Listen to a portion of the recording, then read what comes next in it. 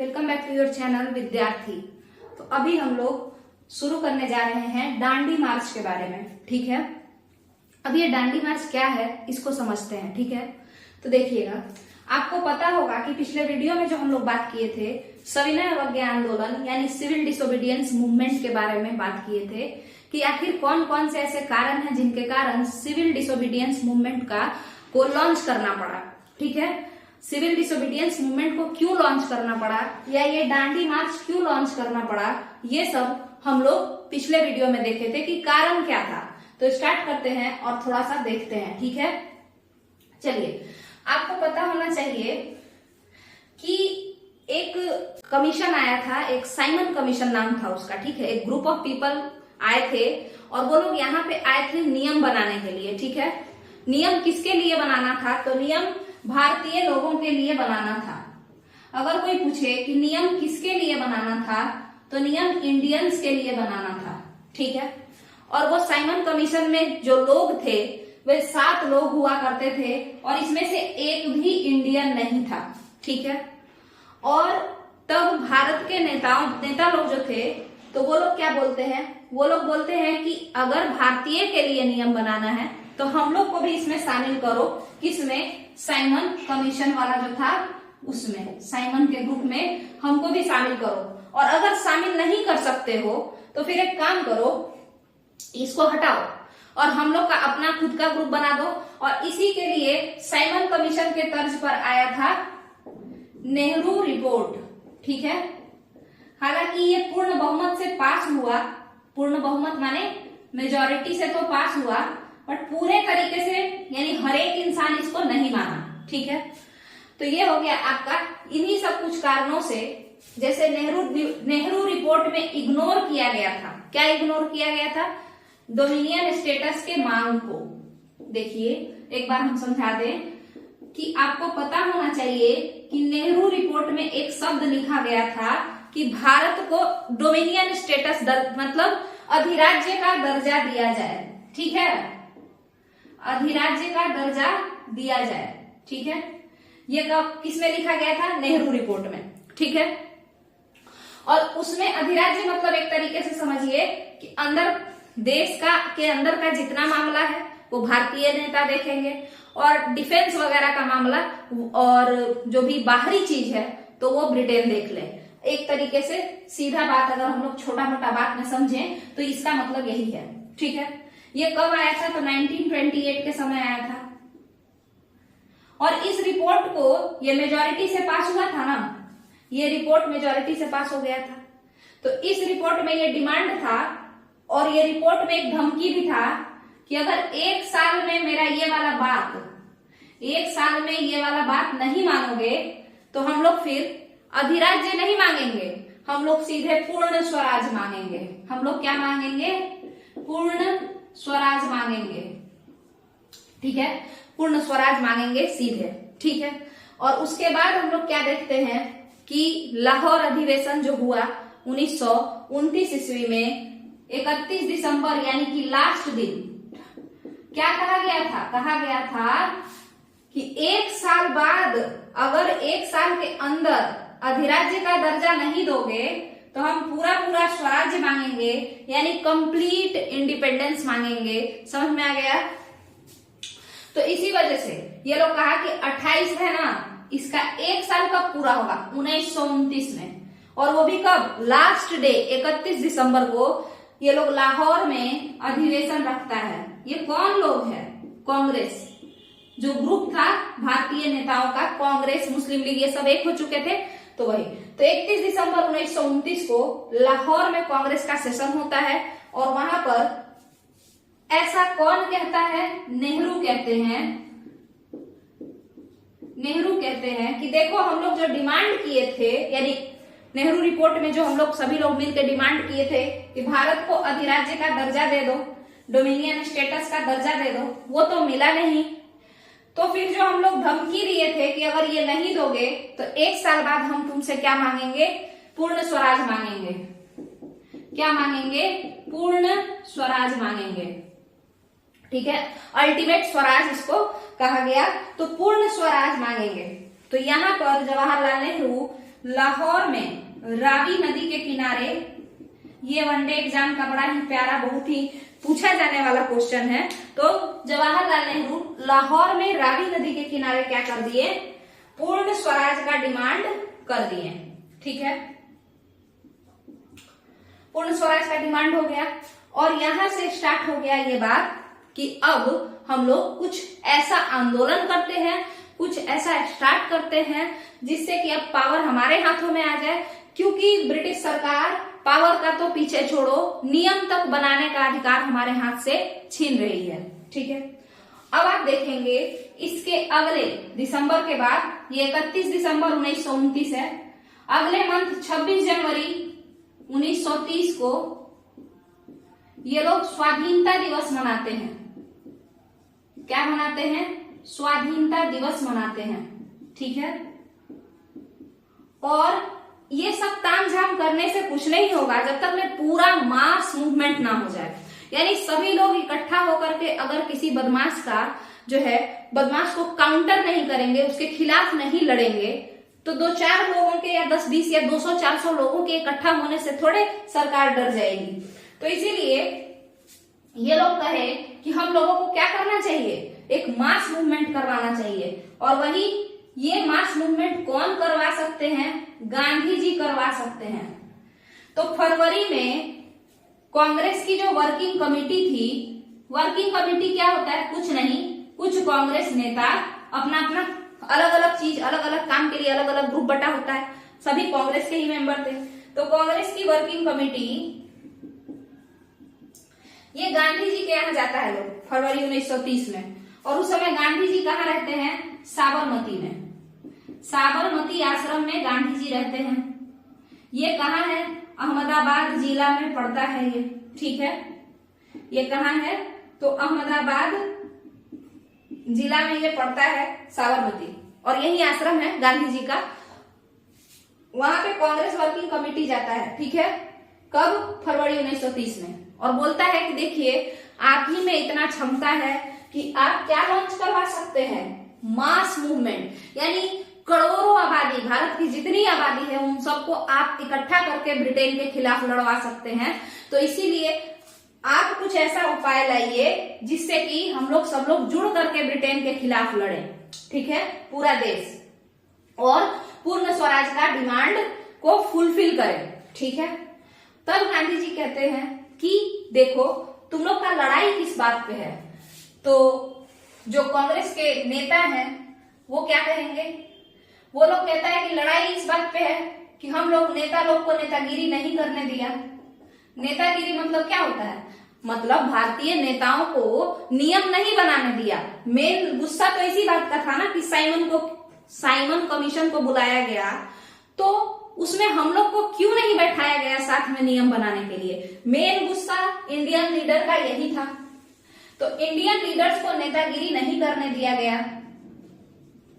ठीक है, और इस कारण से आप क्या देखते हैं कि सभी लोग नाराज थे। गांधी जी पूछे काहे तुम लोग मूवमेंट करना चाहते हो, नेतागिरी नहीं करने दिया इसीलिए करना चाहते हैं। तो गांधी जी सोचते क्या हैं कि अगर हम केवल इस बात पे एक मूवमेंट लॉन्च करें, हम केवल इस बात पे एक मूवमेंट लॉन्च करें कि हम लोग को नियम नहीं बनाने दिया, तो गरीब जनता क्या कहेगी, वो लोग ये कहेगा कि तुम्हारा नियम तुम जानो, हमको तो कुछ लेना देना है नहीं, क्योंकि नियम चाहे कोई भी बनाए गरीब ऐसे भी पिसता रहता है। तो इसी वजह से तो गांधी जी ये जो टॉपिक है इसको कैंसिल कर दिए। वो सोचे कि आंदोलन को लॉन्च करने के लिए हमको कुछ नया मुद्दा चुनना पड़ेगा, हमको कुछ नया टॉपिक चुनना पड़ेगा जिससे सबको फायदा हो, सबको घाटा हो। मतलब जैसे नमक को हम लोग लेते हैं, मेरे कहने का मतलब आप समझिए, आज के डेट में, अभी के कंटेक्स्ट में अगर हम लोग समझें तो देखिए, मान के चलिए कि हम लोग सभी लोग जितने भी स्टूडेंट हैं, ठीक है, वो सब लोग जाए और खड़े हो जाए रोड पे और कहे बेरोजगारी का ये है, और सरकारी नौकरी नहीं होना बेरोजगारी हम लोग कहते हैं, है ना। तो और ऐसे भी अगर प्राइवेट इंडस्ट्री का भी देखिए तो ऐसा नहीं है कि जो ऐसे क्षेत्र हैं जहां पर सरकारी नौकरी का क्रेज है वहां पे प्राइवेट इंडस्ट्री का ग्रोथ भी उतना नहीं है। ये भी बात सही है कि अगर कोई चाहे कि वो प्राइवेट इंडस्ट्री में अच्छे से काम करे तो उन एरिया में जहां पे सरकारी नौकरी का क्रेज है वहां पे प्राइवेट इंडस्ट्री का ग्रोथ नहीं हुआ है। ये भी बात सही है। तो बात ऐसा हुआ कि हम लोग सभी स्टूडेंट गए, थोड़ा देखिए आज के कंटेक्स्ट में, हम लोग सभी स्टूडेंट गए और लड़ने लगे, सरकार के खिलाफ मोर्चा प्रदर्शन निकाले। और मोर्चा का टॉपिक क्या था? अनएम्प्लॉयमेंट। तो अनएम्प्लॉयमेंट मोर्चा का टॉपिक था।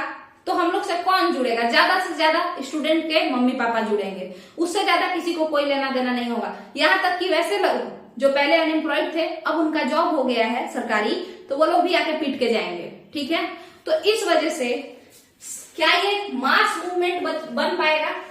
कोई इंसान अनएम्प्लॉयमेंट का टॉपिक लेकर के सरकार के खिलाफ आंदोलन स्टार्ट करेगा तो क्या इसमें भारत का प्रत्येक नागरिक जुड़ना चाहेगा? नहीं जुड़ना चाहेगा। क्यों नहीं जुड़ना चाहेगा? क्योंकि बेरोजगारी सबकी समस्या नहीं है। बेरोजगारी केवल किसकी समस्या है? यूथ की, मेनली यूथ की समस्या है बेरोजगारी। ठीक है, अब यहाँ पे देखिए कोई एक लीडर क्या किया, वो इन्फ्लेशन को उठाया, यानी महंगाई को, और सरकार के खिलाफ इस महंगाई के टॉपिक को लेकर के और धरना प्रदर्शन करने लगा। तो जब महंगाई को लेकर के हम लोग आंदोलन करेंगे या कोई भी लीडर करेगा तो जाहिर सा बात है इसमें भारत का प्रत्येक नागरिक या किसी भी देश का प्रत्येक नागरिक इसमें पार्टिसिपेट करेगा। और ये इस वाले मूवमेंट से बड़ा मूवमेंट बनेगा, ये एक मास मूवमेंट बनेगा। ठीक है, क्योंकि महंगाई में लोअर क्लास भी आकर के कहेगा कि हाँ भाई महंगा है, महंगाई में मिडिल क्लास भी कहेगा कि हाँ महंगाई बढ़ा हुआ है, अपर मिडिल क्लास भी इस बात से सहमत होगा कि महंगाई बढ़ा हुआ है, इसको कम करना चाहिए। ठीक है, यानी हर वर्ग ये कहेगा कि सही बात है, सरकार को टैक्स थोड़ा कम लेना चाहिए, थोड़ा ये करना चाहिए, वो करना चाहिए, क्योंकि हर कोई अपने अपने लेवल पे खर्चा जो कर रहा है तो वो चाहता यही है कि थोड़ा सस्ता रहे सब चीज। ठीक है, तो वही चीज है, गांधी जी कहे कि अगर हम ये बात लेकर के जाएंगे कि हम लोग को, भारत के लोगों को, भारत के नेताओं को नियम नहीं बनाने दिया गया तो सब लोग हमको पीट पाट के भगा देगा। मतलब गांधी जी थे, उनको कोई पीटता नहीं, बट जाहिर सा बात है कि सब लोग इस बात से, सब लोग कांग्रेस के साथ आके खड़ा नहीं हो जाता कि तुम्हारा इज्जत तुमको नहीं मिला, साइमन के बगल में तुमको कुर्सी लगा के बैठने के लिए नहीं मिला, इसलिए चलो अब हम लोग ब्रिटिश सरकार से लड़ते हैं। तो गांधी जी कहे कि जनसाधारण का जो प्रॉब्लम है, मतलब लोकल लोगों का जो प्रॉब्लम है, हम वो प्रॉब्लम को अपना मुद्दा बनाएंगे और उसी मुद्दे पे हम पहले लोगों को इकट्ठा करेंगे। पहले जब भीड़ इकट्ठा हो जाएगा तभी ना आंदोलन को लॉन्च करेंगे, अकेले जाकर के पहले ही आंदोलन लॉन्च कर देंगे। तो पहले भीड़ इकट्ठा करेंगे जनसाधारण के प्रॉब्लम को मुद्दा बना करके, और जब भीड़ इकट्ठा हो जाएगा तो हम लॉन्च कर देंगे, फिर कोई एक ऐसा आराम सा मूवमेंट लॉन्च कर देंगे। ठीक है, तो यही मुद्दा था नमक। और अब स्टार्ट होगा सॉल्ट सत्याग्रह या नमक, ये दांडी मार्च। तो गांधी जी किस टॉपिक को चुने? जनसाधारण का एक नॉर्मल दिक्कत, एक नॉर्मल यूज का सामान को चुने और सोचे कि इसी सामान से हम भीड़ पहले इकट्ठा करेंगे। और वो सामान क्या था? वो कमोडिटी क्या था? नमक था। ठीक है, और उन्होंने कहा कि इसका नाम अब हम लोग देते हैं नमक सत्याग्रह। इंग्लिश में इसी को क्या कहेंगे? सॉल्ट सत्याग्रह। ठीक है, आखिर ये नमक सत्याग्रह या सॉल्ट सत्याग्रह क्या है? देखिए, सत्याग्रह क्या होता है? सत्याग्रह मतलब होता है सत्य के लिए आग्रह करना। ठीक है, मतलब हम चाहते हैं क्या कि ट्रुथफुल समाज बने, है ना, सत्यवादी समाज बने, एक न्याय प्रिय समाज बने। ठीक है, और उसके लिए हम रिक्वेस्ट कर रहे हैं, आग्रह कर रहे हैं। किससे आग्रह करेंगे? जाहिर सा बात है कोई ऐसे शक्ति से जो हमसे बहुत ज्यादा पावरफुल है, किसी ऐसे शक्ति से जो हमसे बहुत ज्यादा क्या है? पावरफुल है। ठीक है, तो हम लोग आग्रह करेंगे। ठीक है, तो अब गांधी जी क्या आग्रह कर रहे हैं? किसके खिलाफ? टैक्स के खिलाफ। टैक्स के खिलाफ वो आग्रह कर रहे हैं। ठीक है, और वो क्या कह रहे हैं कि देखो, छोटे से छोटे कमोडिटी पर तुम क्या लगा दिए हो? टैक्स लगा दिए हो। छोटा से छोटा जो यूज का सामान है, जो बेसिक नीड है ना, दैनिक आवश्यकताओं की जो चीजें हैं उस पे तुम क्या लगा दिए हो, टैक्स लगा दिए हो, और वो भी कैसा टैक्स, माने बहुत ज्यादा, ठीक है। और अगर तुम ऐसा कर रहे हो तो इससे हर एक वर्ग, अमीर से गरीब, हर वर्ग को इससे दिक्कत है। सब ये अलग बात है कि गरीब को बहुत ज्यादा दिक्कत है ना। अमीर तो कितना भी महंगा होगा खरीद लेगा, बट गरीबी में और ज्यादा दिक्कत होगा, ठीक है। तो ये देखिए कह रहा है कि जो टैक्स लगा रहे हो, बेसिक नीड पे टैक्स लगा रहे हो, वो भी एक्सट्रीम टैक्स लगा रहे हो, तो इसको कम करो। दूसरा, जो मोनोपोली है, दूसरा जो तुम्हारा ये मोनोपोली मतलब एकाधिकार, छोटे से छोटे चीज पर जो तुम अपना एकाधिकार जताते हो, एकाधिकार मतलब होता है सिर्फ हम ही बनाएंगे नमक, सिर्फ हम ही बनाएंगे खादी, सिर्फ मेरा ही रेस्टोरेंट होगा यहाँ पे इस भारत में, या सिर्फ मेरा ही रेस्टोरेंट होगा किसी नेशनल हाईवे पे, बाकी कोई आएगा तो उसको हम उसका मर्डर करवा देंगे, या बाकी कोई आएगा तो उसका हम जो है उसको किडनैप कर लेंगे। तो यानी उसको किसी ना किसी गलत तरीके से हैरेस करके उसको वहां से भगा देंगे, ठीक है, नियम लगा करके उसको जेल भिजवा देंगे।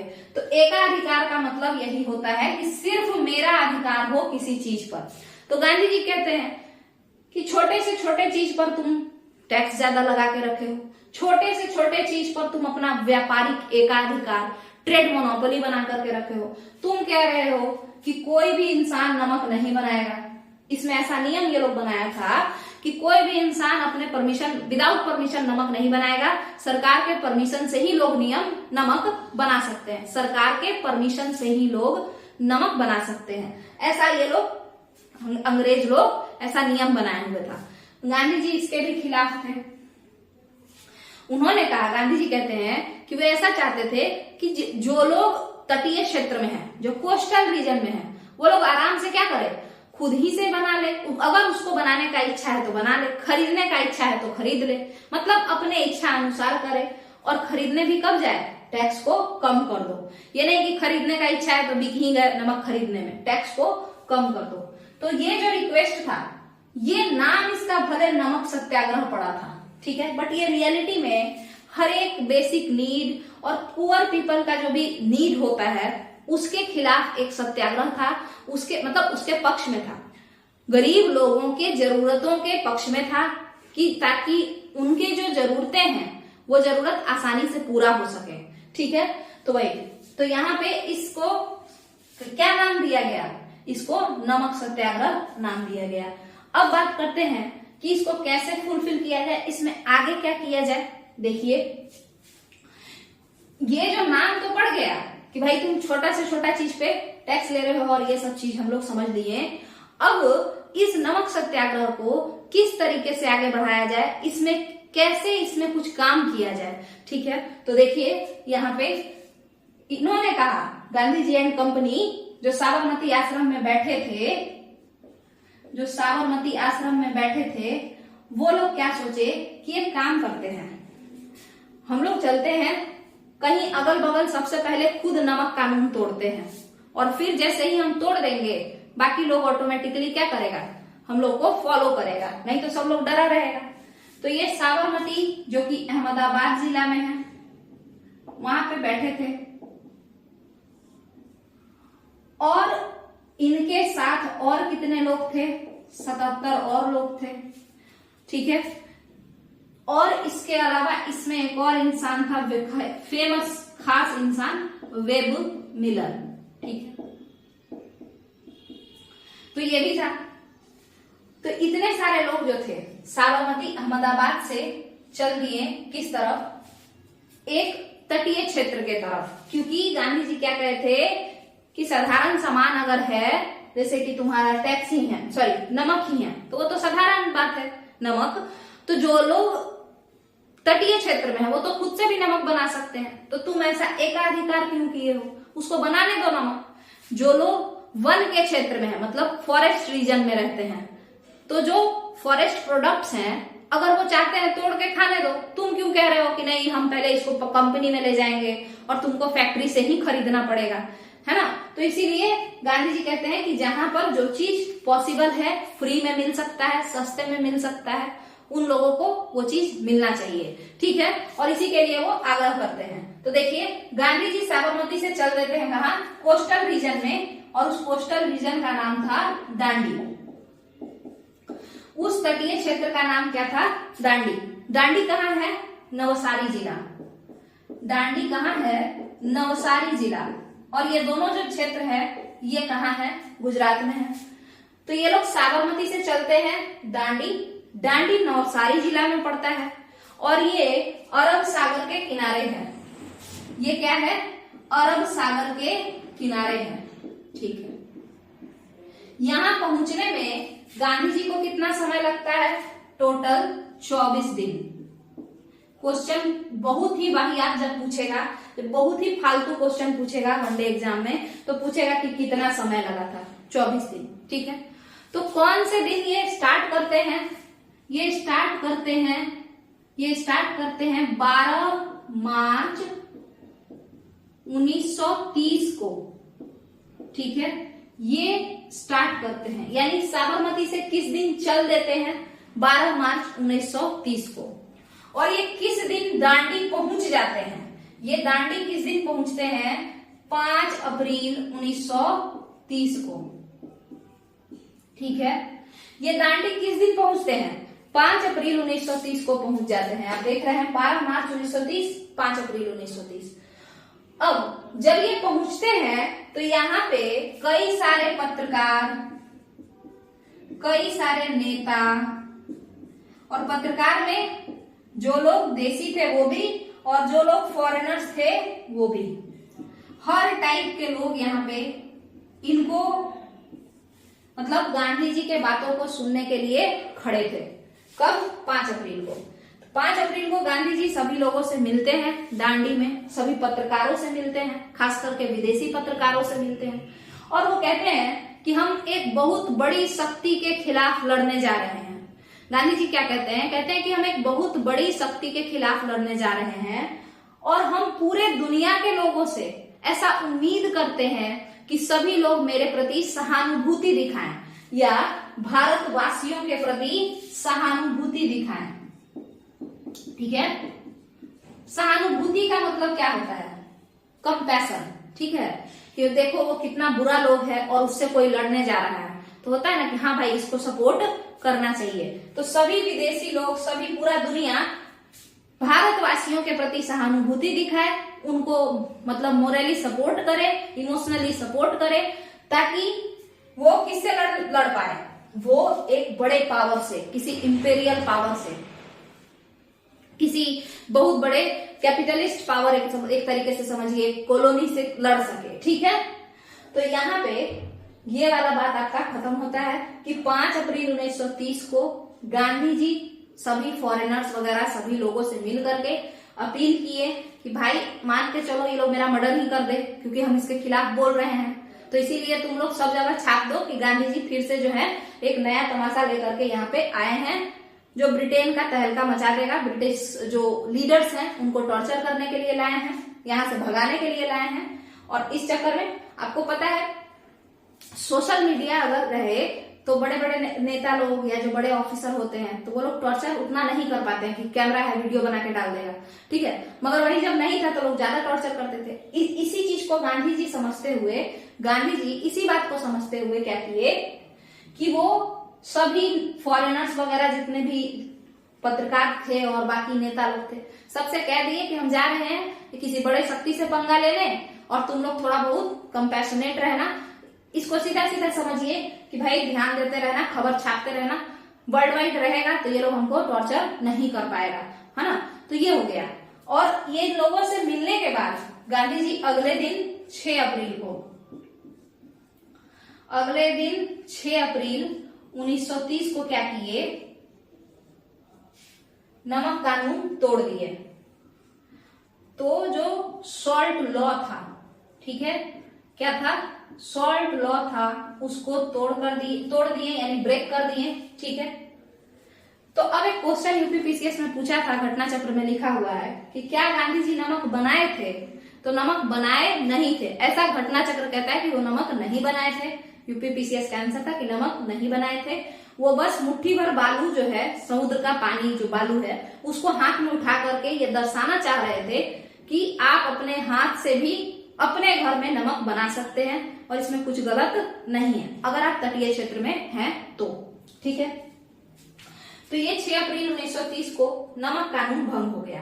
अब देखिए यहां तक का तो क्लियर है।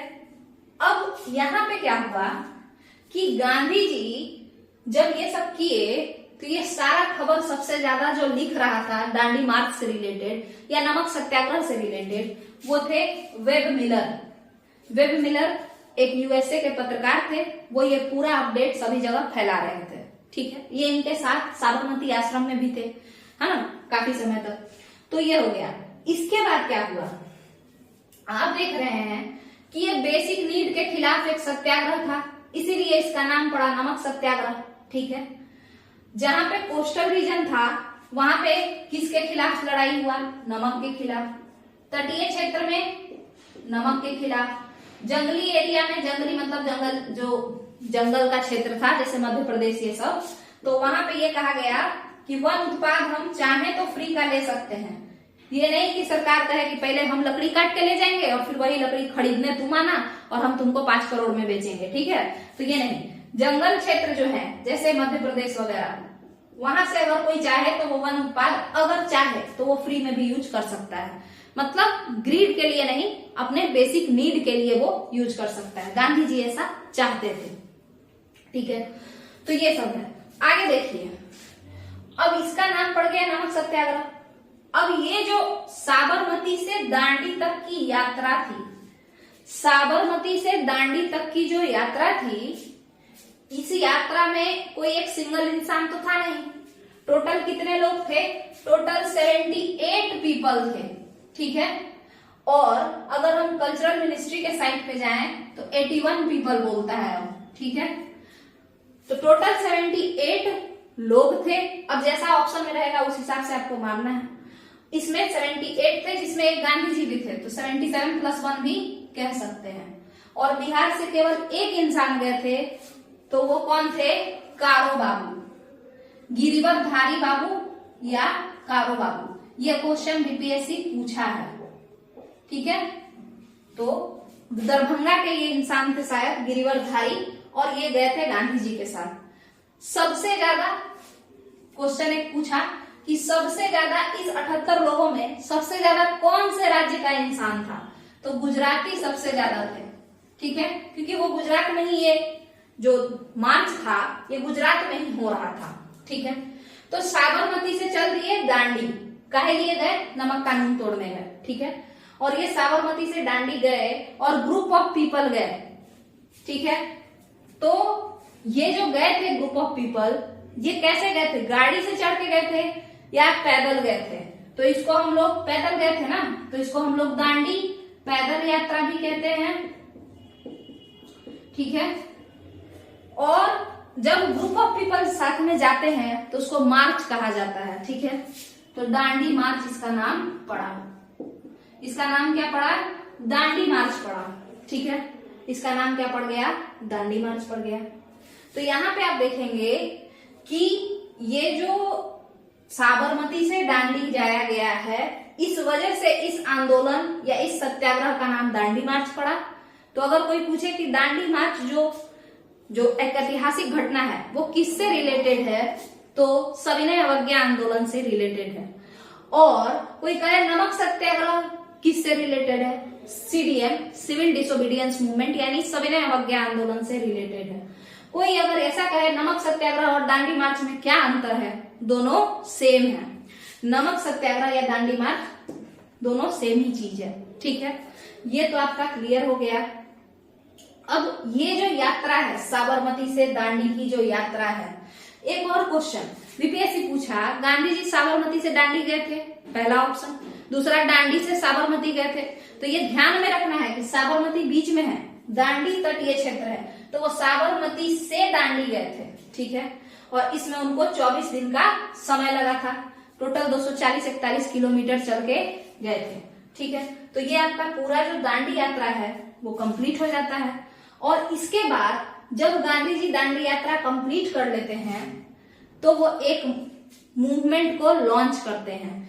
काफी लोगों का भीड़ जुट जाता है, खास करके पत्रकारों का भीड़ जुट जाता है। तो सभी लोग अगर कुछ मूवमेंट को लॉन्च करेंगे, कुछ बोलेंगे, तो सारे पत्रकार जो है अपने अपने पेपर में छापेंगे, और जब पेपर में छापेंगे तो गांव गांव वो पेपर जाएगा। तो इससे क्या होगा? इससे मास मूवमेंट क्रिएट होगा, जन आंदोलन क्रिएट होगा। ठीक है, तो अब यहाँ पे आप देखेंगे, तो अब हम लोग यहाँ पे क्या देखेंगे कि दांडी मार्च खत्म हो गया, यानी नमक कानून तोड़ दिया गया। ठीक है, किस दिन तोड़ दिया गया? 6 अप्रैल को। ठीक है, और दांडी गांधी जी किस दिन पहुंचे थे? इस जगह गांधी जी 5 अप्रैल को ही पहुंच गए थे, मगर इस मूवमेंट को या इस सत्याग्रह को थोड़ा फेम दिलवाने के लिए वो सभी पत्रकारों से 5 अप्रैल को मिल रहे थे। ठीक है, तो दांडी मार्च 6 अप्रैल को खत्म हो गया, यानी नमक कानून टूट गया। और अब वो क्या किए, इसी दांडी नामक स्थान से एक आंदोलन लॉन्च कर दिए। बोले कि अभी हम आज से एक मूवमेंट लॉन्च करते हैं, एक मूवमेंट की शुरुआत करते हैं। और वो आंदोलन कौन सा था? वो आंदोलन था सविनय अवज्ञा आंदोलन। सविनय अवज्ञा आंदोलन। अब यहाँ पे कुछ बहुत इंपॉर्टेंट प्रश्न है, ध्यान से सुनिएगा। क्वेश्चन है, दांडी मार्च कहां से शुरू हुआ? दांडी मार्च कहां से शुरू हुआ, यानी इसकी शुरुआत कहां से हुई? तो इसका जो आंसर होगा वो होगा साबरमती, अहमदाबाद। ठीक है, पहला क्वेश्चन तो ये है। दूसरा क्वेश्चन, नमक सत्याग्रह की शुरुआत कहां से हुई? साबरमती से। ठीक है, क्योंकि दांडी मार्च और नमक सत्याग्रह दोनों एक ही मूवमेंट का नाम है। ठीक है, दूसरा क्वेश्चन, और ये कंफ्यूजन वाला क्वेश्चन है, और वो क्या है कि CDM यानी सविनय अवज्ञा आंदोलन जो है, सविनय अवज्ञा आंदोलन जो है, ये कहां से शुरू हुआ? इसको कहां पे लॉन्च किया गया? ऑप्शन में आपके दिया रहेगा साबरमती, ऑप्शन में आपके दिया रहेगा दांडी, और ऑप्शन में आपके दिया रहेगा अहमदाबाद, और ऐसे ही करके और ऑप्शन दिया रहेगा। तो इसका जो सही आंसर है कि सविनय अवज्ञा आंदोलन कहां से शुरू हुआ है, इसका सही आंसर है दांडी।